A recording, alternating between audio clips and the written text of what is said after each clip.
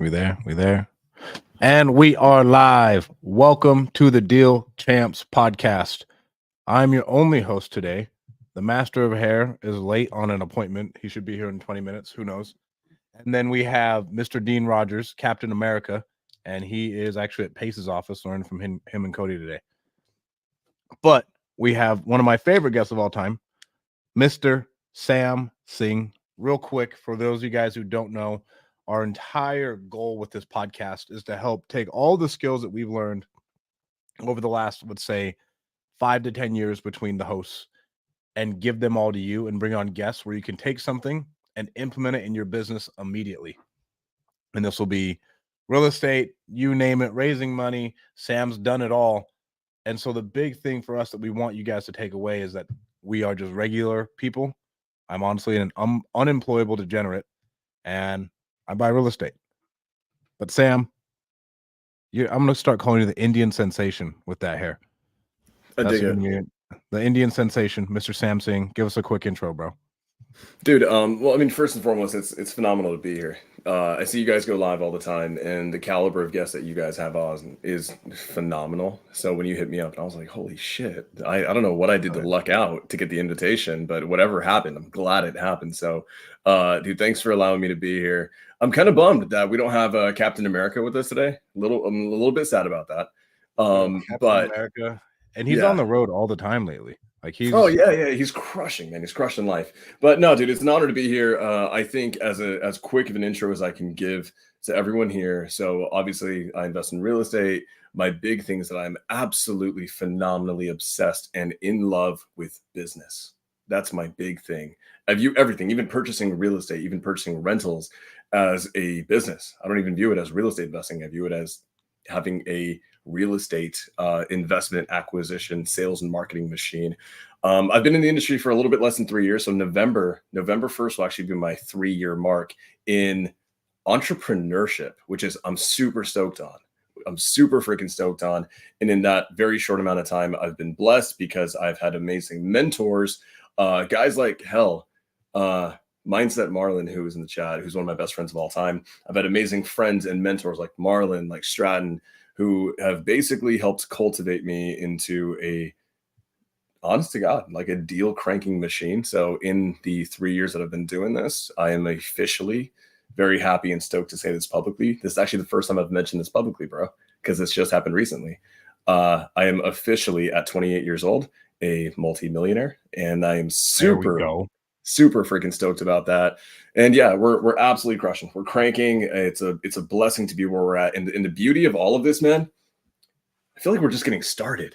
That's the best damn part, is I feel like we're still in our infancy and our baby steps, you know? So, but yeah, man, I'm stoked to be here with you guys. Absolutely. Bro, I love it. Marlon, where are you at, bro? Let me know in the comments. Where are you in America right now? Just making your life an absolute living hell. Running like dude, that. Marlon, oh my God. Every time I chat with Marlon and I have a podcast later today called Think Big. And every time we start it, our first question is, Marlon, where in America are you right now? Like, whose land are you illegally running across right now? And it's always something new. He's in a new state every day. But dude, love to see you. I can imagine he's probably running on the side of the road right now, tuning in, which is awesome. Just running like this, looking down, trying not to get hit by cars. But bro, what was your childhood like? I don't know anything about your childhood.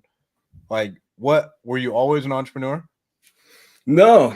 Oh God, no. So I just got into entrepreneurship about 2.5 years ago. So my childhood was, honest to God, a little bit rough. We were raised by a single mom who was an immigrant who raised us in the hood of California.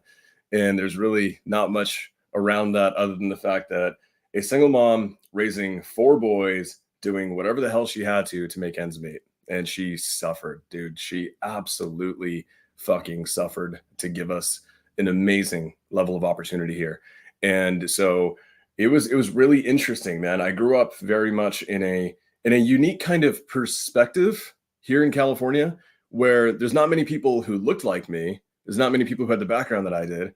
And I grew up in a heavy minority community in the ghetto. And it was really kind of interesting because we came from extreme poverty, extreme hardship. And I have to say it. I owe it all to my mom, who is tough as goddamn nails, to give me and my older brother and my younger brothers the opportunities that we have. And dude, if it wasn't for her being an absolute goddamn force of nature, you and I wouldn't have gone to the same college that we did. The fact that I went to that college, Fresno State University, was a complete was not up to me at all. It was very much a game of my mom's like, hey, I'm suffering to give you guys this opportunity. There is no goddamn way you're not going to go to college and you're not going to be a success. But the interesting thing was this is real estate and entrepreneurship, to your point, it's never supposed to happen. It was never supposed to be a thing with me. Before this, I actually chased working in law enforcement. That was actually the thing. I went to college and got a degree in criminology with an emphasis in law enforcement. I did some work in politics. I did some work in law enforcement. That was supposed to be the thing. My entire career endeavor was to finish a career in the FBI. And yeah, and that was interesting. It was very interesting. And one thing that I've noticed coming into this industry, man, guys who come in from sports like you, guys who come in, and like Dean, guys who come in from the military or come in from a law enforcement type background, they all tend to do pretty well in entrepreneurship. This is a pattern that I've kind of noticed. And so, but me coming into law enforcement, in entrepreneurship, complete accident that was partly because of COVID, partly because of shutdowns, partly because of law enforcement had this massive hiring freeze that everything just got shut down in the world, especially in California. And I decided, dude, maybe I want to actually do something with my life instead of getting shot at for a living. And that was kind of an interesting idea to me. And lo and behold, dude, we went to YouTube University. I came across the first financial entrepreneur kind of person on earth that I came across truly and I listened to was Graham Stephan.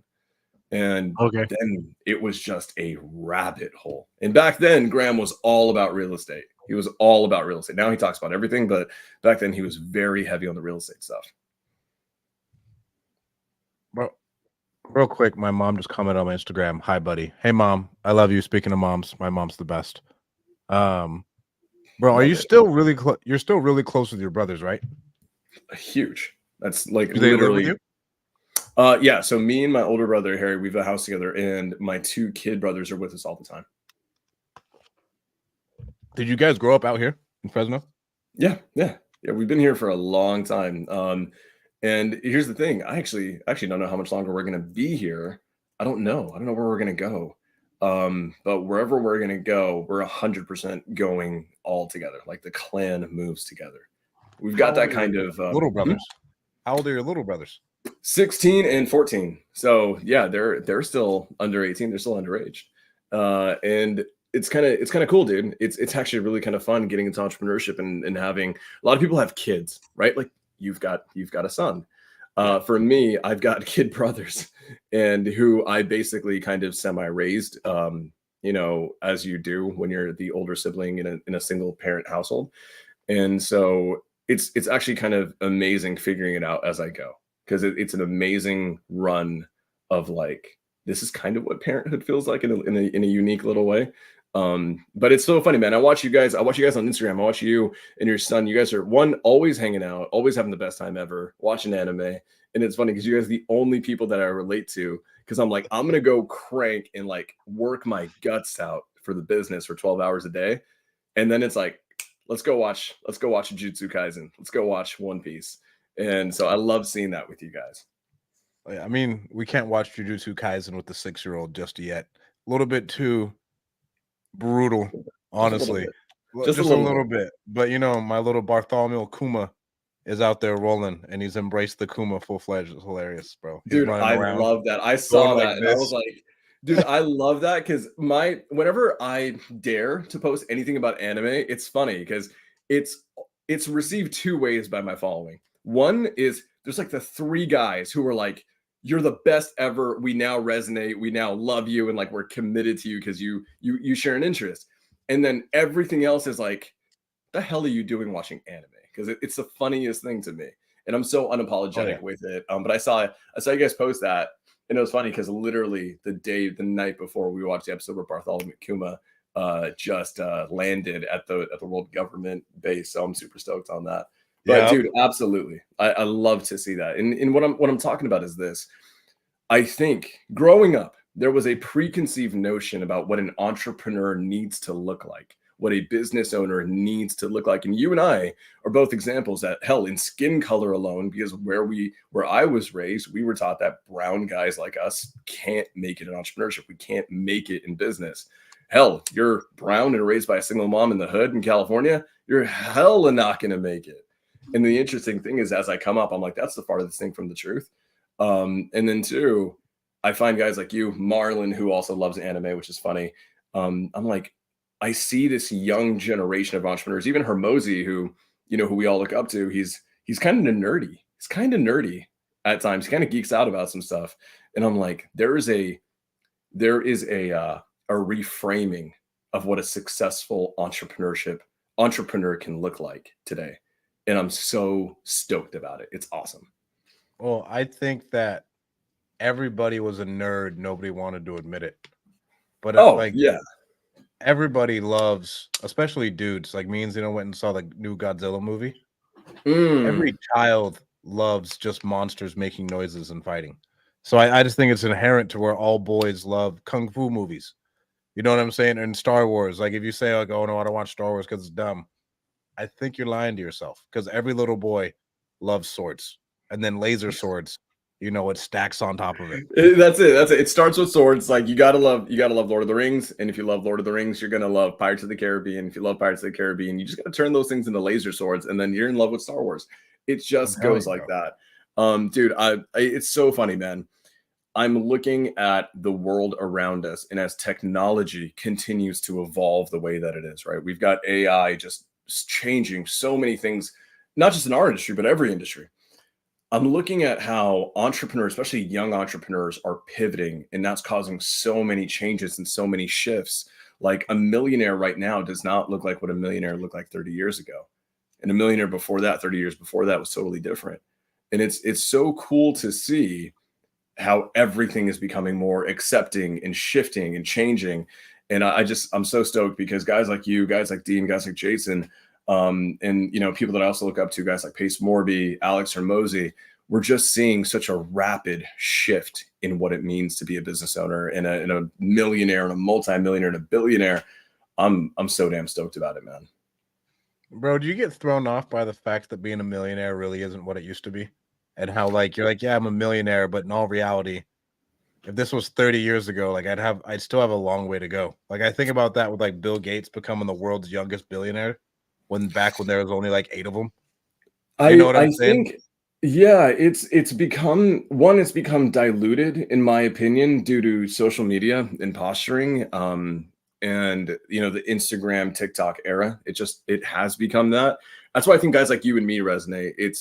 There's a lot of millionaires out there who are legitimately crushing, right? But they're crushing because they have algorithm hacked their way into just selling funnels. And then there's other guys who are like guys I view like you, a lot of people that I look up to who legitimately love business. And they've become millionaires in a vacuum through sheer force of will and determination. And so I think sometimes you look at the word millionaire and there's, in my opinion, people that respect them, love them. I don't necessarily put as much respect on it as much as I put into certain other people, where I'm like, that person, you could put them in a bedroom by themselves, and in enough time, through just sheer force of will and tactics, they will become a millionaire. They'll become a multi-millionaire. But to your point, it 100% it's so unique how available it is. And here's the thing. Here's what I'll say. I also think that there is no excuse right now in entrepreneurship not to be running a 7-figure business in a certain amount of years of doing it because it's never been easier. And I look at would agree with that.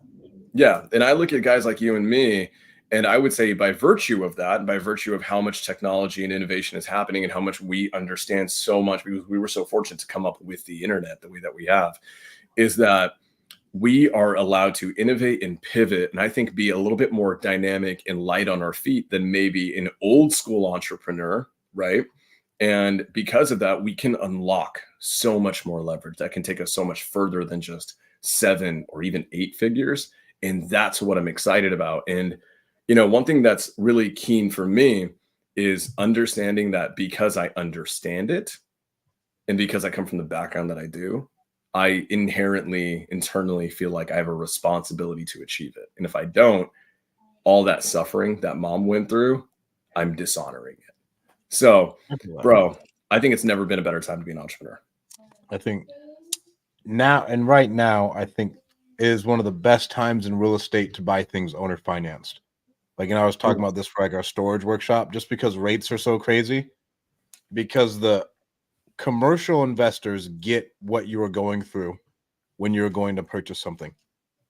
And so they are for sure going to be like, okay, yeah, I'll carry a note, because they know that the debt doesn't work. And so like right now, like if you're in the real estate space and that's all you do and you're looking to like start building your portfolio, I think now is a once in a lifetime opportunity over the next like probably like a year to just lock in some really good debt with these owner finance deals. That'll be easier than, let's say, in 2 years when rates come down a little bit and people can sell stuff on the market easier. Dude, I love that you said that. I'm gonna go a little bit more into the weeds on that because I'm massively in love with creative financing as a whole. And in creative financing, we have like two large umbrellas. We've got sub two, subject two, which is taking over someone's existing financing, right? And then we've got owner financing or seller financing. And I've got to say, man, because of a recent rental kind of thing that we did, I'm in love with owner financing. I didn't get it until this year. And this is what happened, man. I've got this rental property, okay, in Vegas. That's like my main market to buy. And I've got this rental property. It's a hybrid. It's a 2-bedroom, 2-bath, right? Small house, small freaking house. Hybrid. So we bought it half sub two, half seller finance or owner finance. And we had a note on that on the seller's equity, right? And we owed the dude like 115 grand still. We're making payments on it. We're making payments on it for the next 30 years, whatever. And seller reaches out to us and says, hey, I know you owe me 115 grand. I know you bought the property from me like a year ago. Any chance that we can get all that money up front right now? And I told him, hey, I would love to, but there's just no possible way. We've barely been cash flowing on it, right? Like we have a 30-year note for a reason. And then him and I start negotiating. And what ended up happening is this, because as anyone who's good in sales, you guys should know this. You never give your number first, right? You never give your number first because you never want to assume. And I thought, man, on the phone, I'm like, dude, we're going to settle for like 50 grand, 60 grand, 70 grand, 80 grand, something. This will be a good deal to do that, right?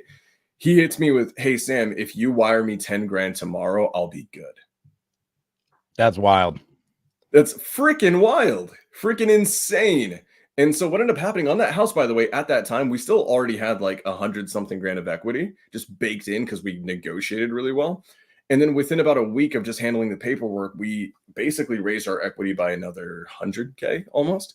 And so now this 2-bedroom, 2-bath house that I bought a year ago has like $200,000 of equity just sitting in there that I didn't have before. And the only reason it was possible is because we had an owner finance note that we could negotiate. And dude, it's so funny how the universe works. A good friend of mine, someone I respect greatly, his name's Alex Kazada. He's out of Orlando. He's crushing. He crushes self-storage. And I've never heard anyone talk about this on social media. The week that we did this, I was like, oh my God, I just discovered something new. I thought I'm like going to come out. I'm going to call it the Sam Singh method. I'm going to brand it. I'm going to be the guy, right? Alex Kazada puts out a reel talking about how like every 6 months they have an SOP to go to every owner finance note they have and just say, hey, I closed a flip. I closed a wholesale. I owe you 150 grand. Would you be willing to settle for 50?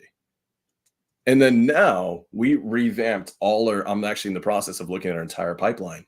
And I'm like, dude, where do we have notes that I can take over? I'm okay with, taking on a note that is a long-term, and even if it's not as great on the principal, right? Maybe I'm overpaying, but it's on an owner finance note. I'm okay with taking that on because I know now every 3 months, every 4 months, every 6 months, we can always go back and just have the conversation. So to your point, dude, I don't think people realize what's happening right now in the real estate industry. And another thing that you mentioned, I think people are too obsessed with single family homes right now. And I am starting to see that I was getting caught in that. And you and I have chatted about this. Dude, I think self-storage is going to be so critical the next year in terms of the opportunities. I think just bigger deals. Like, because like if you can just negotiate a bigger, better deal, if you know what you're doing as far as the operations part, you're going to take that like net worth number and jump it dramatically. Right. But then And then the other hard part, I think, with sub 2 stuff is your equity is always locked in for like a very definitive amount of time. And Yep. that's because like we have some wraps, and that makes it tough to where I think, but even right now is the time to buy sub 2, sell on a wrap, and charge a crazy interest rate because you can. But whenever we structure those deals and we look at them, the number thing we look at is opportunity cost, because that money is essentially never coming back. And so we always want to look at a way to do a deal and get our money back with some type of down payment, or just absolutely pay down whatever debt there is with the cash flow for a certain amount of time so we can get that money working again. Oh, 100%. So I'm a huge advocate of so many creative finance strategies. The one reason I'm not touching wraps currently, it's something that I turned my nose to. It's literally just what you mentioned. And I think literally the two critical holy grails to me in entrepreneurship in any business, real estate, e-com, anything, leverage and opportunity costs. I'm glad you said that. Opportunity costs, right? What we're finding is you have to leave money in the deal. And that's the key, right? It's getting the money out. But regardless, you're absolutely right. I think that the reality is the more we can leverage owner finance notes, whether it's on the front end of acquisition or on the back end of disposition, you have such an amazing opportunity to get ahead right now. And to everyone who, I see John Herr, who's a huge, phenomenal friend of mine, John Herr, and Josh Archer. Josh Archer's doing some stuff in self-storage as well. John Herr started his own fund, and he's going after bigger asset classes as well. And then I actually did a time study. In the process of doing a time study, and we're finding out that for the time I put into it, we're just not getting the leverage that we need to hit the goals that I want to hit in net worth, in liquidity, in cash flow, if I'm chasing small deals. And what's funny enough, man, I'm realizing small deals have way more headache. There's way more moving parts, way more competition, way more marketplace saturation, all these uniquely annoying things. And I look at all my friends who are just crushing in self-storage, and they all seem so mellow, and in multifamily. And they're all just like, yeah, working on a deal. And I'm like, and over here, it's like, dude, we have to like work our guts out to get like a property that cash flows $200 as a single family rental. And Yeah. it's hilarious, but I love that. So yeah, John says it, man, think big all day. Think big all day. But then in like storage, if I do 2 to 3 storage deals a year, like that's a lot, honestly. And I mean, so shout out Alex, shout out Q, because Q is a killer. And I don't know how many, like, let's say deals he does a year, because it really doesn't matter because you can dictate the size. But if you buy 300,000, like $300,000, 300,000 square feet of storage in a year, you are an animal. Like, for like every meaning of the word, like 300,000 square feet a year. My friend's been in the business for 10 years, and he owns 1 million square feet. Like, just to put that into perspective for you, right? And so like Wow. 300, one of ours is 20,000, the other one's 10,000. I'm looking at another one that's about 40,000 right now. And then we're still negotiating with this guy on a couple hundred thousand square foot one. But it's like 2 deals. And then it's real cash flow is the thing I like. I think you can be chill because you have actual cash flow. I just got our end of month report for our facility in Nevada, and I'll tell you right now. And you guys are using OPM for this stuff, right? Yeah. We Huge. netted 42, 46, 50, and 15 cents. Our investors get $4.92 each, and then me and Kalani will make $1,600 each, and then we raise rent in June. I mean, but that was with like zero effort, essentially. Like, it's 99% occupied. We'll raise all the rents again, $5 in June, to where that is really, really easy. But if you have a deal finding machine in the single family space, I think it works. It's just not. I think the great thing about real estate is you get to choose what you want your lifestyle to be. Like Harry Summers crushes it with single family homes, but it took him a very long time, and it's a grind, bro. Single families are brutal, but you can still do it. Even if you had a fund, you can do it. So true. So true. I look at guys,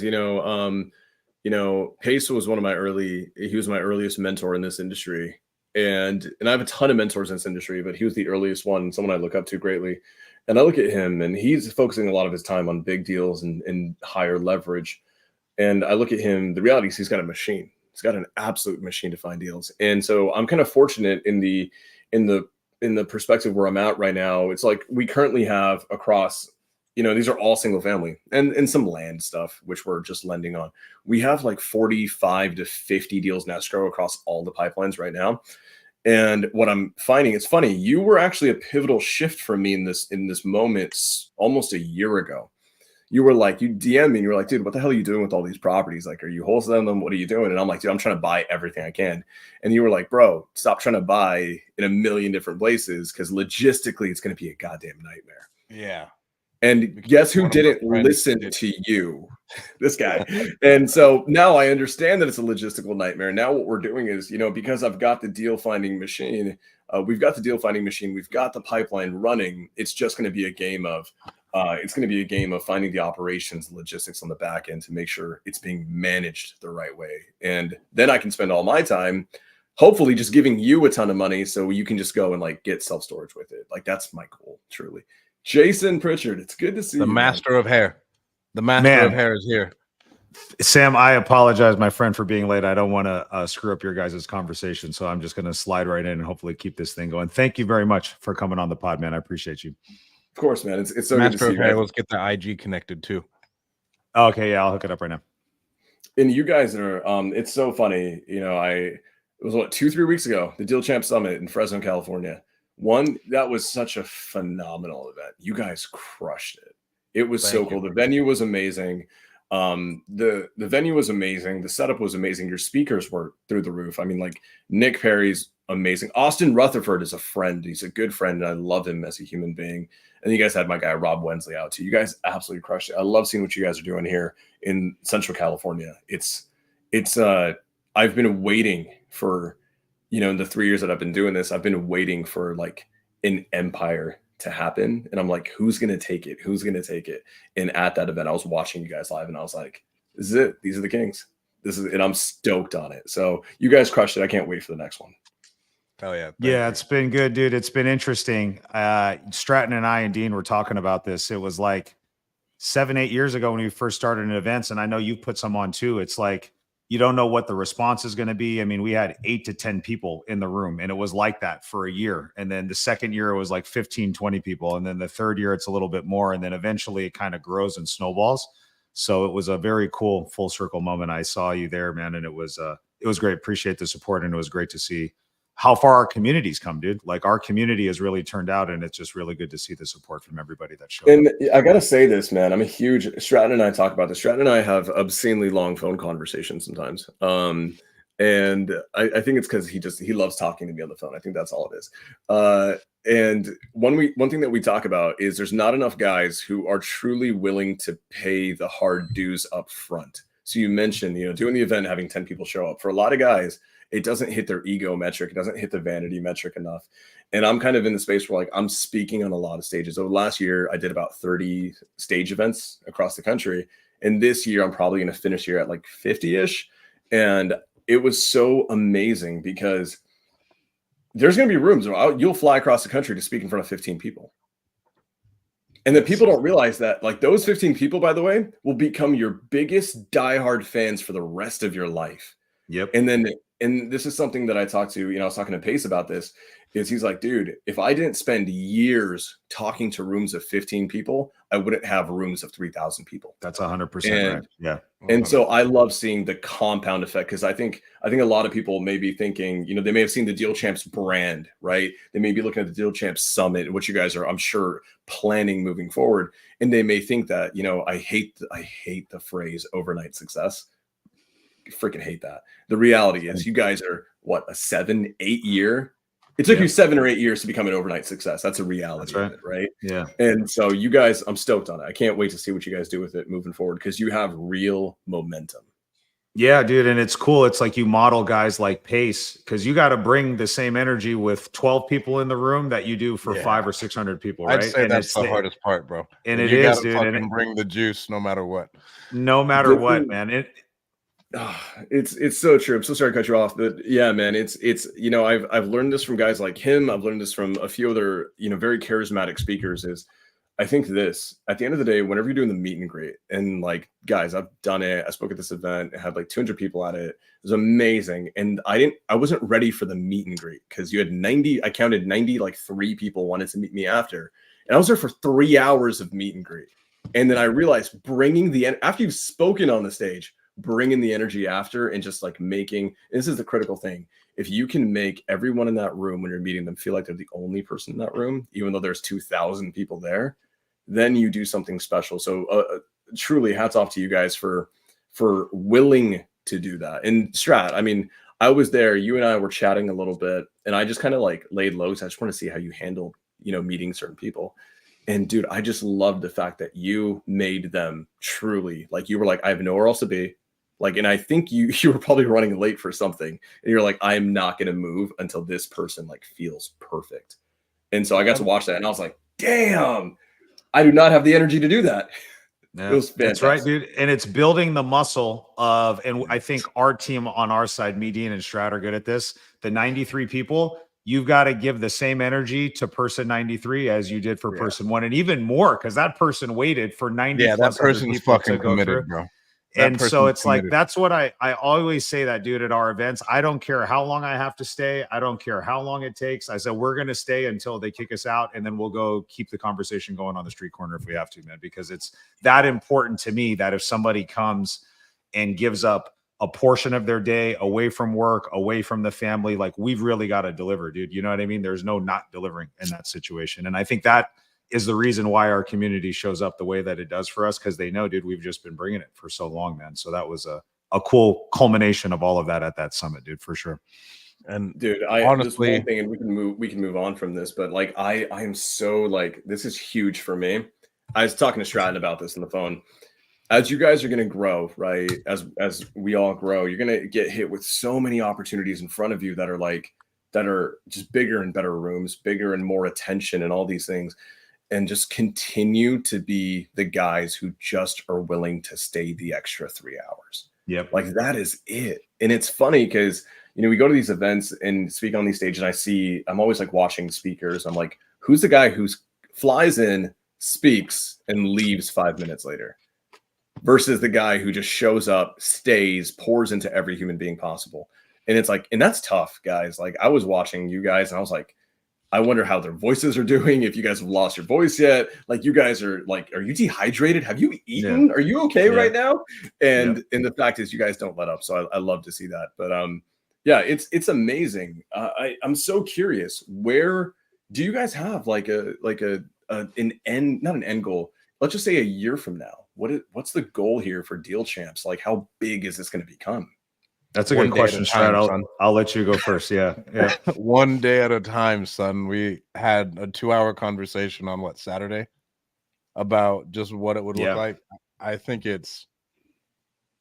I'd say it's the hardest thing to create a vision for when I've never had 2 other partners. And so you need to create a vision that's good enough that satisfies all 3 people, and then has the biggest thing that we talk about is like, if you 1 + 1 + 1 should not equal 3. It should equal 9. And that should be the outcome if all 3 of you work together. Because like you're giving up a lot of autonomy when you take on a partner. And I think is the big thing. Right. And like autonomy, lifestyle. And then me and Jason were talking. And it's like, if we do go big, it's not like to make $1 million a year. If we like, I'm trying to make $30 million a year. Like this is the outcome that we're going for. And so you kind of have to balance what all of that looks like, and then trying to do the math. And then right now, if it breaks even and we get to keep throwing massive events for the Central Valley, and like that's what it does, and it's a great brand play, I'm pretty okay with that, honestly. And it's Jason, and it honestly changes every day. I will say, I talk to Connie about it all the time. For a very long time, bro. I mean, we talked about 7-8 year journey. I'd say 5-6 of those years, the plan was, let's just try to help as many people as possible. And Dean and Stratton asked me that on Saturday, like, what if this was bigger, what would that look like? And I said, impacting 1 million people. And so all the things that everybody wants, or that they think that they want when they're getting started, starts first with how many people you can impact. It's been proven to me, and I don't need any more proof that that's the way that it is. So I think the overarching thing for me, at least I'll speak for myself, is how do we figure out how to impact more people with what we're doing right now? And there's other, business and financial goals that kind of align with that come secondary. But I think when you lead with just trying to provide as much value to as many people as possible. I always think of speaking to the version of Jason that was 10 years ago, that was sitting in that crowd, that was in his corporate job, that hated his life, that was in the back of the room, that was too scared to introduce himself, and just trying to make that version of Jason feel comfortable enough to come talk to a guy like Sam or a Stratton or a me, you know what I mean? And let him know, like, listen, dude, we're all here to help you. We're here to be collaborative. Nothing but amazing things are going to happen when you do stuff like that, dude. And so it's like what those amazing things end up being. I'm open for it. I'm here for all of it, dude. I don't know exactly what it's going to be, but I know that that's how it works out. And that's the thing, guys, is Stratton's been pouring into me as in my own little tiny little space, how much I've been growing, at the rate that I've been growing in the tiniest little way. Stratton's always been pouring into me and just asking like, hey, what's going to be next? And then we know, Stratton, you and I have talked about, here's all the opportunities in front of us. And the one consensus that we always come back to is, what's the thing that doesn't make us the most money right now, but what's the thing that takes us the farthest, the longest with as many people? Yeah. And that's the goal, right? And so I love seeing that, man. And I think, it's nothing against other leaders in the industry, because there's so many leaders in this industry. There's so many. But the reality is not as many as could be are leading with the right value proposition or the right core values, right? And honestly, personifying those core values is huge. You guys have guys like Pace and Jamil who are, honestly, they're just working their guts out, being across the country every 5 minutes to meet people, to hug on them and love them away from their family. And I look at this game, man, and I look how easy it is to become an influencer right now, more than ever before, and how easy it is to posture your business online more than ever before. And then I look at who are the guys who are willing to sacrifice the longest without taking from their audience, without taking from their following. And if they do take, are they going to deliver tenfold? Yep. Right. I think the guys who are obsessed with doing that are going to be the ones who absolutely redefine the industry. That's why I think guys like Alex Hermosi are just at the top of the game right now. It's because they just are obsessed with that metric. Jason did it the best out of the three of us, honestly. Yeah. Strat, you kind of suck, honestly. I was there. It was Jason. Jason, well, out of me, Dean, and Jason by far held it off the longest, and then he kept his engagement up. Really, really good. But yeah, Jason by far crushed it the most as far as like delaying and then not doing anything and then putting out anything. And that I'd say that comes from, you have to be careful with who your mentors are, because I got mentors who told me like immediately to start selling stuff. Yeah. Right. They're like, hey, do this. And then it honestly, number one, it was a distraction. Like, you don't need to take that on. Just focus on the main thing. And then if I didn't realize, like, if you just put it off, eventually, when you want to have the ask is going to be enormous, and it'll be worth it. It'll help a ton of people, and you'll have the bandwidth to do it because you stayed focused.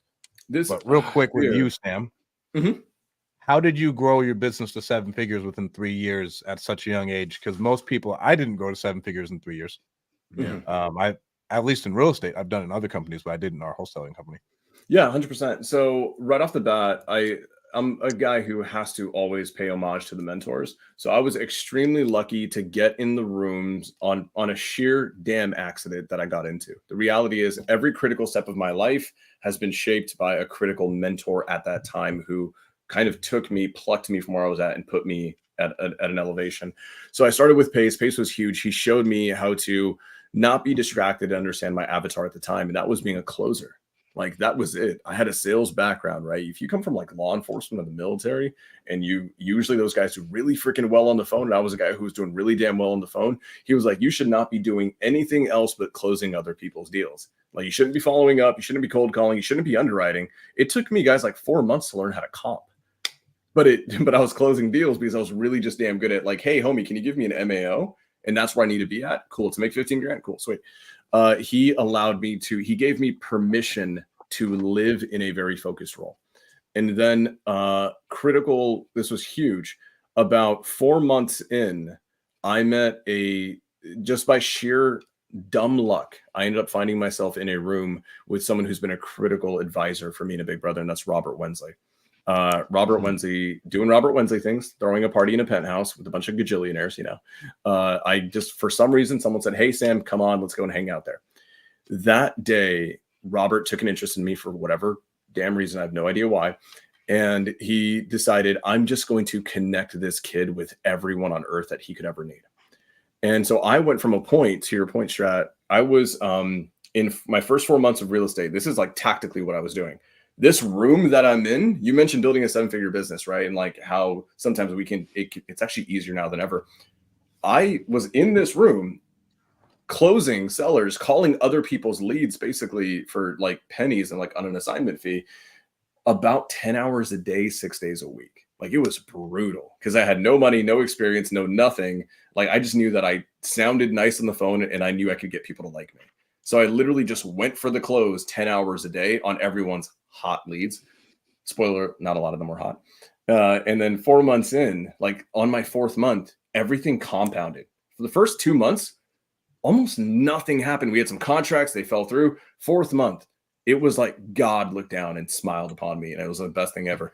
Through JVs and just through cranking it, we did my first 6-figure month, 4 months in. It was $121,250 in closed assignments. And that is when I went to Robert and I said, hey, dude, I just made a ton of money. No one in my family has made money like this before. What the hell do I do? Because I'm working my guts out. Because I'm working like 60 hours a week locked in this room and I hate life. And if this is what success looks like, is 60 hours a week of being in this room, like, bro, I don't want it. I don't want this. And then he pulled me to the side and he said, cool. He pulled out his phone. And a lot of people don't know this. That dude has data on everybody. It's like the weirdest thing. He's got data on every human being on earth. It's the funniest thing. And he had data on a ton of mentorships. And he showed me, based on where you're at right now, this one specific mentor is going to be who you need to go talk to help you understand leverage. That's why I talked about leverage and opportunity costs earlier, is to me, the holy grails in business. And he literally in my 4th month plucked me and gave me a seat at the table with someone else who otherwise at the time would not have talked to me. And if I didn't have Pace Morby at the time saying my name on a stage, giving me credibility and you know, a level of credence that I probably didn't deserve at the time, honestly. It was just him being a giver. I wouldn't have been in the room with Robert Wensley. If I wasn't in the room with Robert Wensley at the time, when I lucked my way into 121 grand in 30 days, he wouldn't have put me in a room with the next mentor. And so the big thing is this, man. That next mentor showed me how to hire, fire, train, retain talent at a really high level, structure systems and processes, all these kind of amazing things. And, you know, learn how to become an actual like CEO. And then ever since, the one thing that I take away is this: I am so quick, so unfathomably quick, I've realized, to spend money on masterminds. Like there's one thing that I have to say, dude. Most people in their first 3 years of doing this game, they don't spend very much money at all. They usually are gatekeeping, and they're you know, guys who are 10 years in, they're quick to spend the money because they know to pay. I was really quick to spend because when I first started making money, guys, I'd spent 25 years of my life not making money. So money coming in, it really didn't have like the profound effect that I thought it would. It's like, bro, I've went my entire life without money. So I know I'm going to be fine if I lose the money tomorrow. So let me just spend it and see what happens. Yeah. So in the last 3 years, Strat, to your point, I've spent $153,000 in mentorship and masterminding, and every step of the way. Have some of them been like complete crap? Absolutely. Yeah. But there's ones that have absolutely changed my life. And as I move forward, I'm like quick to find out and scope out who has the answers that I need, who has the scars from doing battle that I need to have the lesson without taking the scar. And so I'm huge on that right now. Dude, so much to unpack there. I've got lots of questions. I feel like at the beginning, going back to the start of your story right now, Sam, you said a couple things that stuck out to me. One, you just had this like undeniable work ethic. Whatever I need to do, however many hours I need to work, we're just going to work. But what was even more intriguing to me, and I think a lot of people struggle with this, and a lot of the people that are watching this pod probably skew on the newer side, right?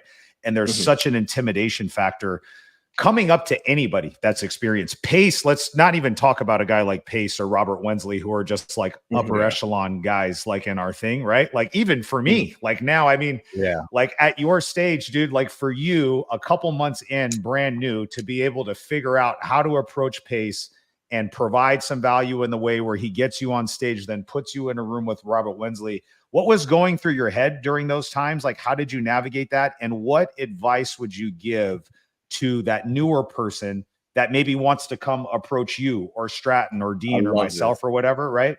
And how do they overcome some of that imposter syndrome?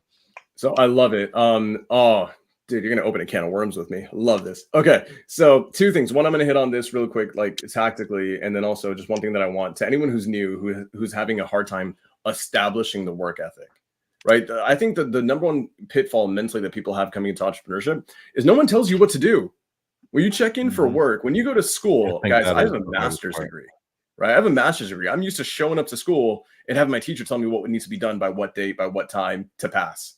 When you get into entrepreneurship, there is no boss, there's no manager, there's none of that shit. It's you in a room with a phone, and you have to create the curriculum, and no one's going to hold you accountable to it. And if you decide to F off a little bit and not do the work, no one's paying attention. So there is no, kind of a consequence. The reality is that Stratton knows this, and I'm a huge advocate of this with everybody because no one is this way anymore. And this is going to sound so funny. I think this is what stood out for me in Pace, what stood out for me in guys like Rob Wensley, what stood out for me in, people like Tiffany High. I am obscenely authentic and cheesy and genuine and nerdy and geeky. And I love it because I've met so many people in my life who are posturing to be something they're not. And what ends up happening is everyone can smell authenticity a mile away. And I've always understood that the people who are ahead of you, whether they're worth 100 million or 5 million or a million, usually the people ahead of you have emotional intelligence to a degree you probably don't. That's just generally the truth with successful people. And the people worth hundreds of millions, their emotional intelligence is through the roof. Like, forget their business operational capacity. Just understand that their ability to read human beings is obscene. And what I've always just known that. And so I always have known that the people in front of you can smell that you're fake a mile away. So if you're new, own the fact that you're new and you don't know anything, and own the fact that you're blessed to be in the room that you're in, and use that. Guys, the amount of times where, and I did this in the beginning and I regretted it immediately. I went into a room, I got around this guy who was high level, and I tried to pretend to be something I was not. And I realized it fell on deaf ears. He's like, I've heard this shit, whatever. See it a mile away, dude. Yeah, that's such good advice. You can see it a mile away. And then I got around a guy like Pace. My first conversation with Pace, literally, there was like a tragedy that had happened in my life, a near tragedy. And I literally was the most emotionally unraveled, cheesy idiot. And I basically almost cried on a Zoom in front of like 400 people. And guess what? To this day, something about that stood out to him. And at the time, I wasn't doing deals. I wasn't cranking it. I wasn't like a hot shot or anything like that. And he just loved the fact that I was okay with being vulnerable to him. And then here's what's funny. Guys, when I met Robert Wensley, he's going to kill me for saying this. I didn't know who he was. I actually had no idea who he was. I got invited to his penthouse. He was throwing a party. I wasn't on Investor Lift. I didn't even know about the thing. And I didn't know that this guy in front of me is like the next Zuckerberg of the industry, right? And I was like, oh, here's this nice looking, rich looking white guy.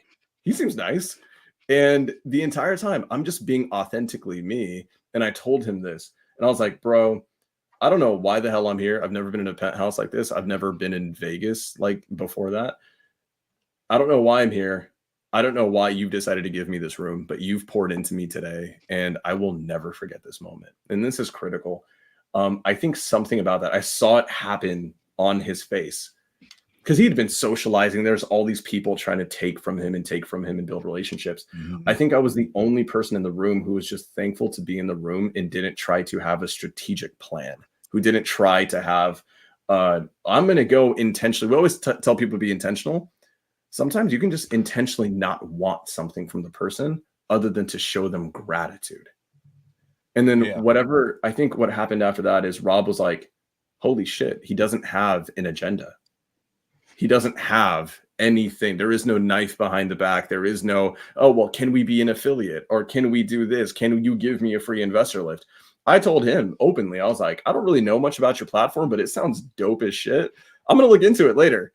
Just thank you for letting me be here. And then like that day, that night, he pulled me to the side and it was a bunch of like people who I know now Guys, I had no idea who anyone was in the room. I know them all now, and I'm like, oh my God, these guys crushed, doing like 8 figures. I had no idea who they were at the time. I just thought they were normal people. And then he pulled me aside. He's like, this is the day that we met. He's like, dude, you're so like chill. Do you want to go to the Dominican Republic and hang out on a yacht for like 3 days? I'm like, I love what it. the fuck is happening? So I would say that, and just showing up as authentically as possible, because I'm sure you guys know this. You guys feel this way because you guys are genuine human beings. You guys probably reminisce a lot about the early days. You guys probably reminisce about being young and not knowing what you're doing, and actually looking back and be like, damn, I was an idiot back then, but I loved how lovable and authentic and genuine I was. And I'm glad that the people who poured into me did pour into me. And this is one thing that I found out, guys. This is something I've learned from Jamil, from Pace, from so many people, is when you're fake, the people who pour into you don't resonate with you. They're resonating with a side of you that doesn't actually exist. And when you're vulnerable and authentic, the people that pour into that human being, they're the ones who are going to care about you forever. So I found it to be the greatest filter of my life, because I basically, and it's funny, guys. I remember being an authentic, vulnerable, geeky, cheesy idiot who would like go into these high level rooms and start like name dropping Lord of the Rings, because that's like what I'm into. And then there are people who were like, ew, like they would kind of just have an ego to them, right? Funny enough, a year later, they're like, they reach out and ask to be on the podcast. They reach out and like, can you come and speak and do all these things? And of course we will. But I've found out that the people who resonate with you for life. And then to your point, I have to say this, you mentioned about work ethic. I've also realized a lot of people don't come into the industry with work ethic. I think I have somewhat of a bias because I was an athlete. I was a tennis player, because I was in law enforcement. I think there was just an element of just do the damn work. But this is key to me. And this is something that I love speaking about is Stratton and I were talking about this earlier. I was raised by a single mom in the hood. She raised 4 boys. She's tough as shit, toughest woman on earth. And basically for me to do anything less than succeed would be the greatest dishonor I could ever pay her. And I am so keenly aware and afraid of failing. I'm not afraid of failure to the point where it doesn't let me take action. I'm afraid of failure if I don't do enough. And it forces me to just, excuse the language, but fuck around and find out every chance. Yeah. And so I think a lot of people talk about the American dream, because I essentially would qualify as the American dream. Immigrant mom showed up, raised her kids in the ghetto, we're doing well. The reality is, and I hold everyone to this, I firmly believe we're in the greatest country on earth, and I'm not very apologetic about it.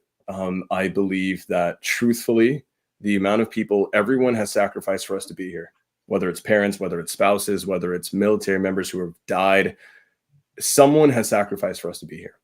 And for us, in my opinion, and I'm going to speak for me internally here, for me to become a success and stop at a suburban house with a 401k and a white picket fence is still a dishonor, because my mom didn't suffer for me to live a nice life. She suffered so I can make sure that other women like her don't suffer again. And dude, when you confront that shit every day, you can't be lazy. You can't not pick up the phone and dial. And so that's a little bit about it, man.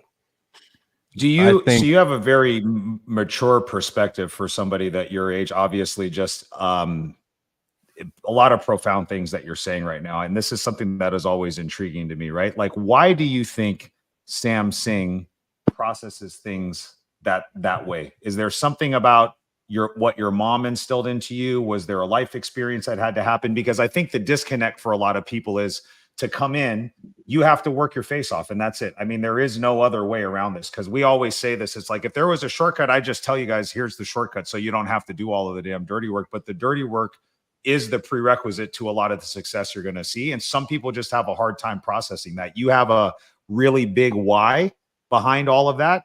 Was there something like interesting or unique that happened in your childhood that made you different or stand out? Is there something that people can learn from you and observe Sam and try to figure that out and how to apply that in their life? Because I think that's what's missing for a lot of people.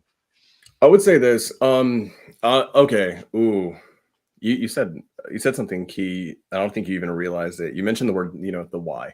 And I think we all have a why, right? Everyone has a why, and everyone's why. I'm a firm believer in this. 99% of people say they have a why, and they say they would move mountains for their why. And you know what's funny, Jason? They never fucking talk about their why. They hide from it. They say it once a year, and only if someone asks them for it, right? And so as a child, yeah, there was absolutely some stuff that happened that was huge for me. Number one, my mom worked her guts out. And because of how much she worked her guts out, we had to see her suffer. I had to see her be a shell of a human being at a time, because she had to work 16 hours a day to pay the bills, right? I had to see her put herself in dangerous positions to make sure that we could eat the next day. And so I was confronted, and I see this, guys. A lot of my best friends are people from other countries, and they come to America, and I feel like they've seen and have been confronted with hardship a little bit more than people in America who grow up. Not to say in any bad way, but sometimes they're not as confronted with hardship, and they're not visibly seeing it, right? And my mom didn't have a way of hiding the hardship, and she tried because she didn't want us to worry, but she couldn't. And so at a young age, I was very keenly aware that it was happening. And also a big thing for me is, and it's so funny that you mentioned that. I went a long time in my life until I got into college, and I had a local chief of police who was a mentor, instill this in me. And I used to hide from my why. People they ask you what's your why, and it's always this ethereal thing. And most people are going to say family, right? Your loved ones, your families. And that's always a prerequisite. But what more? For me, my why has always been two things. It's been because I was inspired by one of my childhood heroes, Steve Irwin, the crocodile hunter, one of my all-time favorite human beings on earth. I want to create one of the greatest animal sanctuaries the world has ever seen. That is something that goes down to the core of my bones from when I was a 5-year-old kid, right? I want to do that. And that's a big thing. And the other thing is the reason why I went into law enforcement is because I keenly aware at a very young age, I remember seeing 9/11 happen. I remember it happening because it was a morning time. It was before school. And that was my first exposure to the fact that evil exists in the world. And I didn't understand it. It didn't make sense to me. Because your parents, your son, Stratton, he understands evil, I'm sure, from an anime perspective. But the raw realities of human evil can be horrible. And that was my first time confronting it at a very young age. And that led to me wanting to get into counterterrorism, which led me to wanting to get into law enforcement. And then what I ended up finding is as I started progressing in that industry, I got to meet a very special demographic of human being, one who has suffered even more than my mom has. And again, so Jason, there's a theme of confronting suffering. Yeah. And that was victims of human trafficking. And that was a big thing for me. And so as soon as I started getting exposure to the reality of that and confronting it, face to face, seeing these people who have been through it, it became a core mission in my life and in my soul to be like one of my absolute heroes, Tim Ballard, and help fight human trafficking. Now, I'll say this. In entrepreneurship, I became money oriented. I started chasing deals, and I started letting that be the focus. And then I sat with this mentor recently who was a local chief of police, and he and I just caught up and we had lunch. And then he asked me about where I'm at with my whys, because he remembered back then I would only talk about that because I was on a mission. Now I was just talking about money, revenue, driving the business, growing it. And he's like, Sam, 3 years ago, you talked only about those two other things. And then he hit me with something that crushed my soul in the moment. And I'm so glad he did it. And he said, so what's going on with, human trafficking and your animal sanctuary? And I'm like, well, I have to wait till I'm going to become a billionaire because I need the resources, right? See what I just did? I gave him bullshit. I gave him complete bullshit, and I'm putting it off. And then he stopped. And I remember clear as day, he stopped. And then he said, Sam, how many women have to suffer and die through human trafficking before you get your shit together and you help them? And he's like, are you really? He's like, how long is it going to take for you to become a billionaire? And I'm like, I don't know, 20 years? I don't know. He's like, oh, cool. How many women are going to die? How many animals are going to suffer before you get it together? And ever since he did that, I have been obsessed. And so, guys, I think the reality is this. I love optimism. I love optimism. I love having a can-do attitude. but I think there is a greater power that will allow you to move mountains if you confront the negative shit that you are responsible for fixing. Horribly tangential. I'm so sorry, guys. You're good, bro. I thought that was great, dude. Yeah, that was gas. If you get a gas comment, that's always good. I love the fact, and this is taking it way back, bro. Getting in the really uncomfortable rooms is probably, from a business standpoint, the reason why you are so successful, because those rooms are terrible. If you're like, everybody says get into those uncomfortable rooms until you're in there and you feel like a piece of shit, because like you just feel so small is the thing that you have to come to terms with, to where like you have to have that ego death and just like take all the criticism. Those are hard for me. Like those big rooms, being with Robert, being with Pace and all that other stuff is what's been really hard for me. And then, bro, I love your whys. I need to even think about mine more, because I remember back in college, my biggest why was like, hey, we're going to end poverty. I mean, that one's a tough one, right? But like we give money to Operation Underground Railroad and stuff like that. But I do need to revisit my whys and see, why are we actually doing this? Besides, I think family's a cop-out. I really do. Because like there's something intrinsic in you that you selfishly want to solve besides your family stuff, because I think the family stuff is just a given. That's so true. And if I can give people three things, I believe this. There's going to be times in your life where you're going to be in rooms where you are in business and success, the lowest person in the room, right? And hell, if you're in a room where you're constantly at the top, you're probably in the goddamn wrong room, in my opinion. Yeah.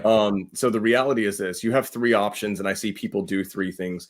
You get into the room that you don't, quote unquote, deserve to be in, and then you do one thing. Most people, 95% of people, will do this. They will fake it till they make it. And the problem is you'll never make it.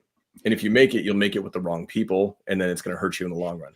So guess what? The guys who you want to be around, the guys who are worth their salt, the guys who actually can change your life, they can spot a fake a mile away and you won't get through the door with them. So 95% of people do it wrong. So option A, wrong.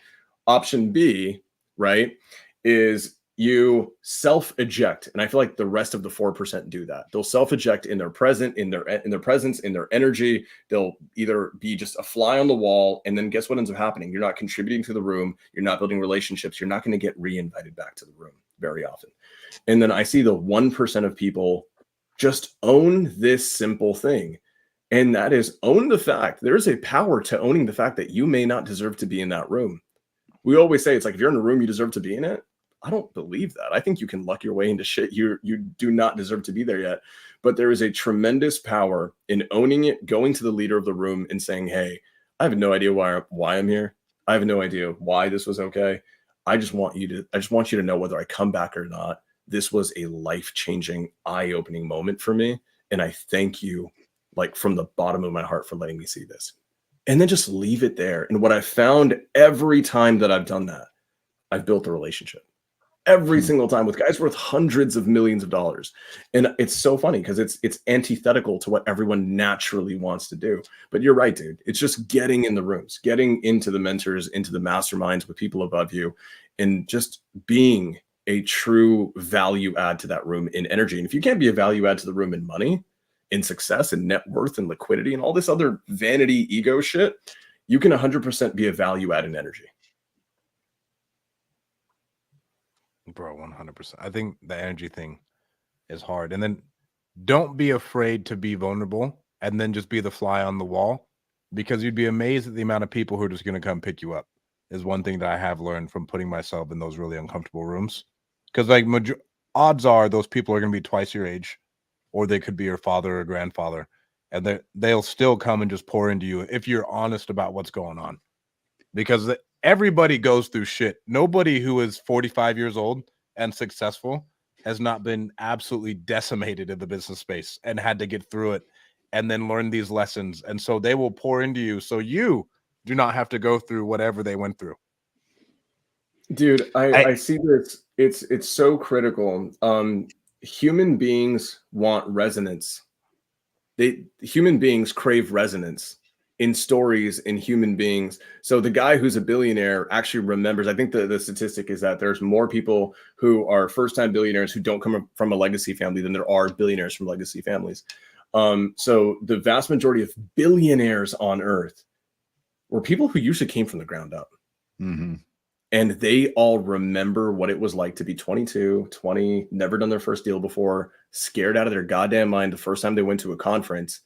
And if you can resonate with them and allow them to see a past version of themselves in you, it's huge. You in that moment, something special happens with connectivity. What you just said is really important. And that's been my experience when I put myself in those rooms where I'm the small fish in a much bigger pond, and it's nerve-wracking. And you're like, damn, dude, I don't even know if I should even be in here. Everybody that I've connected with to a certain extent is always, I can always get the sense that they remember being me in that room. And I think as a person outside looking into real estate investing, it's easy to say, well, Sam and Stratton, these guys aren't going to help me. These guys are probably too big for, and the exact opposite has actually been proven to be true to me. I think the most successful people are typically the ones that will sometimes go out of your way to come make you or whoever that small person is in that room feel more comfortable in that moment, to give them the opportunity to kind of open up and nurture and develop those relationships. And so authenticity was one of the biggest takeaways I've got from this conversation, is just be your true authentic self. And that doesn't change. I mean, honestly, like even now, 10 years in, the authentic version of Jason still has to show through in the rooms that we're going through, man. So I've even picked up a lot talking to you today, Sam, in this short time, dude. So I appreciate it, man. It's been pretty good. Hell yeah, bro. Sam, do you have any final words for the people? 100%. I'm a firm believer that the 5-letter word that is the most important word on earth to me, it's honor. It's HONOR. People have sacrificed for every one of us to be here today, right? For Stratton, shit happened in your guys' lives for you to have the mindset to give the way that you do. Bad shit happened and good shit happened. And the reality is, along the way, no matter what hardships came up to you, your family, anyone that contributed to you being here today, the reality is you didn't take the easy route and gatekeep. You didn't take the easy route and have a scarcity mindset. You guys have combated and honored the sacrifice. So my one play to everyone here is this: if you're struggling to get into business, remember the people who sacrificed for you, and it's impossible for you not to move a mountain. If you are growing your business, the key, in my opinion, is you are literally one mentor away from entering the next season. Honest to God. And for me, I see in Central California, it's you guys. And I would say Captain America, but he's not here right now. But it's you guys, right? And the reality is this: even if you've conquered the mountain, just honor the fact that all people poured into you. I look at guys who have conquered the damn mountain, who are at the top of the game. And these guys are the most genuine, the most authentic, because they know they wouldn't be where they're at if people didn't sacrifice for them. So if you guys keep doing that, God damn, set any goal: millionaire, multimillionaire, 50 million, 100 million, a billion, whatever it is. If you lead with those things, it's done.